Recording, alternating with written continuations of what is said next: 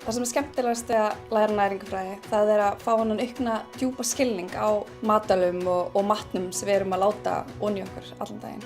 Ég myndi mæla með næringarfræði því ég held að það sé mjög mikill skortur á fólki sem er faglært á því sviði. Það er rosalega mikið upplýsingaflæði næringu sérstaklega og það þarf fólk til þess að skilgreina á milli hvað er rétt og hvað er rangt. Það helsta sem þú lærir í næringarfræði, það er áhrifin sem næringin er að hafa ekki bara á þig heldur inn í líkamanum. Þú ert basically bara að læra mannslíkamann frá frumunni og upp í vefi og líffæri. Svo ert að læra bara hvernig næringarefni hafa áhrif á líkamann.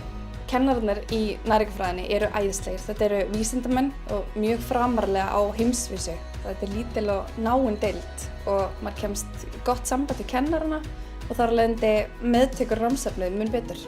Það sem er rosalega skemmtilegt við næringarfræðina er að þú getur farið með þína þekkingu í allar áttir. Til dæmis má nefna heilsugæslustöðvar, líkamsræktarstöðvar. Þú getur verið klínískur næringarfræðingur, hjálpa fólki sem er að glíma við sjúkdóma. Þú getur hjálpað íþróttamönnum að ná sínum markmiðum. Krabbameinsfélagið, lyfjafyrirtæki, sjálfstætt starfandi. Það er bara ýmislegt boði.